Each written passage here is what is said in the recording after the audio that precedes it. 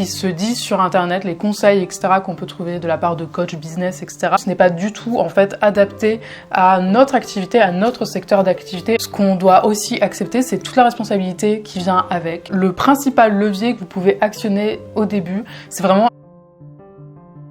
Bonjour à tous et à toutes, c'est Camille de la Yogizine, je suis chef indépendante depuis bientôt 5 ans et aujourd'hui, vous l'avez vu au titre, je me mets dans la peau d'une personne qui peut-être comme vous démarre son activité en tant que traiteur, chef privé, chef à domicile, peu importe la forme que vous donnez à votre activité. Tout d'abord, je voulais vraiment faire cette vidéo parce que mon état des lieux en fait de ce qui se dit sur internet, les conseils, etc. qu'on peut trouver de la part de coach business, etc. Pour plein de raisons c'est bien, mais pour plein de raisons ce n'est pas du tout en fait adapté à notre activité, à notre secteur d'activité en tant que chef indépendant ou aspirant chef indépendant. On ne répond pas en fait à un problème dur, enfin vraiment à un problème direct. Par exemple, si on est coach sportif, une personne qui veut perdre du poids, il y a vraiment quelque chose d'assez pragmatique. Vous voyez, bien sûr qu'il faut communiquer, donner confiance, etc. Pour le coup, en fait, c'est la même base pour toute entreprise. Néanmoins, à la différence de plein de prestataires de services, je pense que quand on est chef indépendant, en fait, on répond à une demande sur un moment T, bien sûr. On doit donner confiance, mais c'est vraiment basé sur quelque chose de beaucoup plus sensible, sensoriel. C'est une confiance qui nous est donnée aussi parce que voilà, on donne envie, on crée le désir. Il y a vraiment cet aspect, ce marketing en fait de la désirabilité qu'on ne retrouve pas dans plein de professions, pour plein de personnes en fait à leur compte. Au final, c'est très différent. En fait, on a vraiment un métier différent. Et cette chaîne, et ce que j'essaie de vous partager, en fait, c'est vraiment ce sur quoi j'aurais voulu tomber quand j'ai commencé, c'est-à-dire quand j'ai commencé à faire des recherches, parce que vous comme moi, on n'y connaît rien à la base en marketing, en communication. On a beaucoup de mal à apprendre à parler de soi. Si vous n'avez jamais fait d'études ou si vous n'avez jamais eu d'expérience comme ça, c'est vraiment tout un cheminement et puis une confiance en soi à prendre, vraiment à gérer, à travailler. J'aurais vraiment aimé en fait avoir ce genre de contenu justement qui soit beaucoup plus sensible et beaucoup plus aussi vraiment niché, centré sur au final nous, notre domaine. Parce que je le dis, je le répète, on travaille sur la question du désir, la question de l'envie. En tant que chef indépendant, en fait, on répond à une demande, mais pas à un besoin, en fait, profond, comme une personne qui voudrait perdre du poids, par exemple. L'état des lieux étant fait, plongeons un petit peu plus dans le vif du sujet, à savoir que si je démarrais de zéro mon activité de chef indépendante, je referais comme j'ai fait. C'est-à-dire que je me concentrerais sur un domaine d'activité. Pour vous faire un très rapide historique, il y a 5 ans, quand je me suis mise à mon compte, après des années en restauration, eh bien, je me suis vraiment concentrée sur la niche des retraites de yoga. Il y en avait beaucoup qui se faisaient, beaucoup qui ont été annulées aussi avec la crise Covid, etc. Mais en tout cas, je me suis tout de suite mis sur ce créneau-là, en fait, par intérêt, par passion. C'est pas juste parce que je pensais qu'il y avait du travail, même s'il y avait du travail aussi. C'est tout ça pour dire que trouver, en fait, le domaine d'activité qui, bien sûr, a une demande assez régulière de prestataires en cuisine, en fait, par exemple, voilà, ça peut être de contacter des entreprises si vous voulez faire surtout des séminaires, toucher, en fait, le réseau, le créneau dans lequel vous allez pouvoir vous faire connaître, et c'est beaucoup plus facile, en fait, de se faire connaître dans un premier réseau, et après, bien sûr, de s'ouvrir. Pour ma part, donc, comme je vous le disais, j'ai commencé par les retraites de yoga, donc je me suis fait connaître en fait dans le cercle yoga et maintenant je suis appelée pour des événements privés, des mariages, etc. Ça ne m'a pas empêché de m'ouvrir, mais en tout cas, je pense que ça a été un vrai levier, un vrai accélérateur en fait de me concentrer sur un domaine en premier. Une fois qu'on a trouvé le domaine dans lequel on veut travailler, donc ça peut être mariage, séminaire, retraite de yoga, etc. Ce qui est important, c'est, je trouve dès le début, et ce que je ferai donc, c'est de travailler son pitch, c'est-à-dire de la façon dont on se présente au monde, les mots qu'on utilise, l'assurance aussi qu'on essaie bien sûr de gagner. C'est hyper important en fait parce que c'est ce qui donne confiance aux gens. Vraiment, enfin c'est une bonne partie de cette confiance est basée sur en fait notre énergie, on va dire, quand on se présente, donc c'est-à-dire utiliser les bons mots, faire comprendre notre positionnement, notre cible aux personnes intéressées justement. Par exemple, moi je disais vraiment dans ma bio Instagram, etc. Je suis une chef spécialisée dans les retraites de yoga. C'est très clair comme ça, au moins les gens savent exactement ce que je fais et pour qui, à quelle occasion. Une fois que ce positionnement, donc c'est-à-dire à quel genre d'offre vous voulez répondre et qui vous êtes en quelque sorte à travers votre pitch, je trouve que ce qui est très important à l'heure actuelle, bien sûr, c'est de se créer une espèce de carte de visite virtuelle, d'avoir en tout cas une présence digitale. Ça ne fait pas tout, on peut faire sans, mais je pense qu'il y a plein de façons gratuites de le faire maintenant, donc pourquoi s'en passer? Donc ça commence par exemple, bien sûr, un compte Instagram, sans vous mettre complètement à fond, faire plein de recettes, faire de la création de contenu. Avoir une petite présence sur Instagram, c'est quand même chouette. fait c'est gratuit, ça mange pas de pain comme on dit. Bien sûr, vous pouvez aussi utiliser LinkedIn, j'y arriverai, si jamais vous voulez toucher plutôt des entreprises, donc des RH par exemple, qui organisent les séminaires de fin d'année. Avoir un site internet, je pense que c'est intéressant, surtout pour le référencement, bien sûr, parce que beaucoup de gens passent par Google, maintenant aussi de plus en plus par ChatGPT, et ChatGPT utilise en partie Google, bien sûr. Donc moi par exemple, récemment, j'ai eu 2 personnes qui m'ont trouvé en demandant à ChatGPT de trouver un traiteur végétarien dans la région. Donc pensez-y vraiment, et dans la même lignée, faites au plus vite en fait un compte Google My Business. Vous pouvez aussi bien sûr faire des cartes de visite physiques en vrai pour pouvoir les distribuer à l'occasion d'événements de réseautage ou quand vous rencontrez un potentiel client. C'est aussi chouette. Pour ma part, ça fait un petit moment que je n'en ai pas imprimé, mais c'est quelque chose que je pense est bien à faire en tout cas. Et au bout de ce cheminement de mise en place des bases de sa communication, de comment voilà on va être dans cette nouvelle activité, comment on va se présenter, je pense que le principal levier que vous pouvez actionner au début,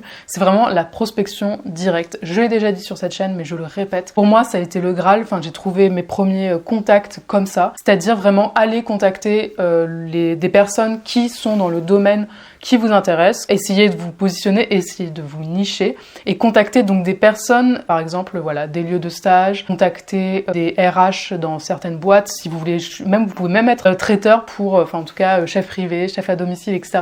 pour des boîtes même hyper précises, par exemple, qui ont que, par exemple, une cause ou une raison environnementale, ça peut être, bon là j'ai plus d'idées, mais vous voyez ce que je veux dire. Et ces personnes que vous contactez, en fait, vous pouvez les renvoyer ensuite vers votre compte Instagram, vers votre site, pour montrer votre travail. Et d'ailleurs, petit point, j'allais dire bonus, c'est pas vraiment bonus, si vous n'avez pas encore d'expérience, si vous n'avez pas encore eu de prestations, tout simplement, ce qui est très certainement le cas si vous démarrez tout juste, je pense que c'est bien de faire voilà, des photos plus ou moins professionnelles, mais en tout cas de faire des photos de votre nourriture, de votre identité culinaire, etc.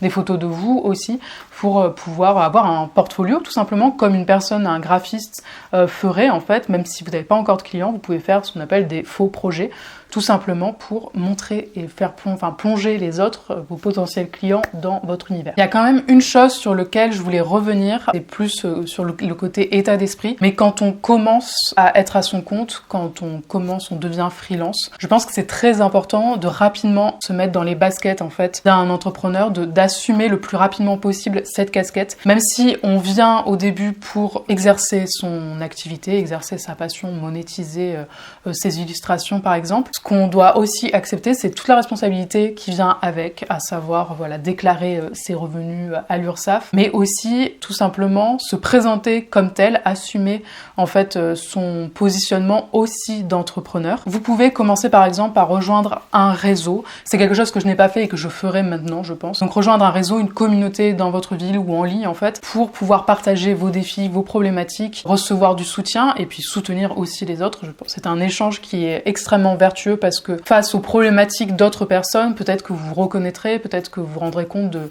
certaines choses que vous ne devriez pas faire également. Vraiment s'appuyer sur le collectif, sur la communauté, c'est vraiment précieux, surtout qu'on fait souvent un métier où on est très seul, très solitaire tout simplement. C'est pour ça que je suis très impatiente vraiment de démarrer le premier groupe de mentorat. Ça sera au mois de novembre de cette année et l'idée c'est vraiment de créer ce groupe qu'il n'y a pas encore pour se soutenir en tant que chef indépendant, pour que je vous partage tout ce que j'ai appris, tout ce que j'ai compris, tout ce que je sais sur la communication et le marketing vraiment adapté en fait à notre métier, à notre cœur de métier, à nos problématiques et aussi à comment faire pour que des personnes en fait aient envie de travailler avec nous. C'est tout ce que je vais vous partager dans ce mentorat qui est unique, je pense, je crois, j'en suis même sûre et j'ai très très hâte en fait de le démarrer.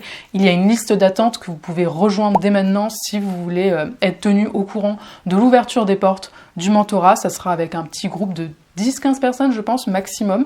Je vous tiendrai au courant par mail. Ce qui me fait penser que d'ailleurs, j'avais fait une vidéo sur le sujet, je l'avais appelée « La clé pour réussir en tant que freelance », où je revenais justement sur cet état d'esprit à développer au plus vite, en tout cas à prendre conscience, parce que bien sûr que on ne sera pas exactement la même personne si vous commencez maintenant que dans 5 ans. Vous aurez pris voilà, de la bouteille, enfin vous aurez pris confiance en vous. Mais dès maintenant, comprenez qu'il va falloir faire ce travail sur soi. J'aime plus trop utiliser cette expression, mais là comme ça il y a un autre qui me vient en tête, et parce qu'au moins vous comprenez ce que je veux dire, c'est que apprendre à oser parler de soi, ça va être un vrai exercice, ça va pas être facile, mais en fait parce que vraiment quelqu'un qui est trop timide, quelqu'un qui lui-même ne montre pas un signe de confiance en soi, au moins minime on va dire, ne donne pas confiance en retour, et c'est une réalité en fait. C'est clair et net en fait qu'il faut faire en sorte de montrer cette confiance en ce qu'on peut amener en fait à notre client, qu'on est la bonne personne pour répondre à sa demande. C'est pourquoi il faut faire vraiment un point sur son expérience, sur ses forces, sur ce qu'on peut amener en fait à nos clients, sur tous nos points forts,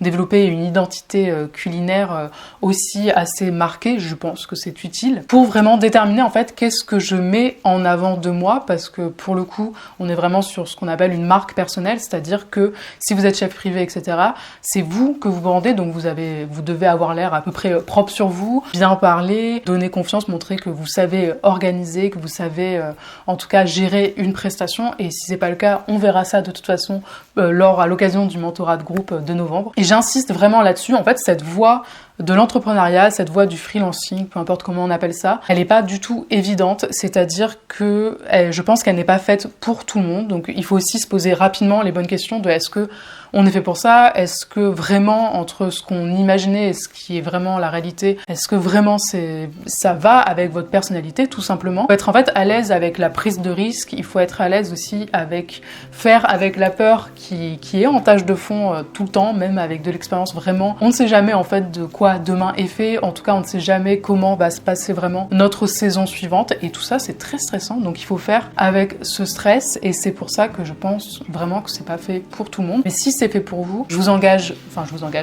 invite plutôt vraiment à faire ce travail de responsabilisation, d'émancipation et d'autonomisation plutôt, dans le sens, par autonomie j'entends en fait de vraiment se construire soi aussi une forme d'identité professionnelle en fait, qui sera peut-être un peu différente, séparée de votre identité personnelle, c'est normal, à la fin c'est notre identité, mais voilà, qu'est-ce qu'on choisit de mettre en avant, qu'est-ce qu'on choisit de renforcer aussi dans notre domaine, c'est des choses, des questionnements un peu métaphysiques que vous pouvez vraiment vous poser, et qui, je pense, vous accompagneront en tout cas au mieux dans votre démarrage d'activité. Voilà pour cette vidéo de rentrée, j'espère que ça vous aura soit donné envie de vous lancer, soit peut-être en tout cas interroger sur les raisons pour lesquelles vous voulez vous lancer. Si vous avez des questions, n'hésitez pas on en parle en commentaire.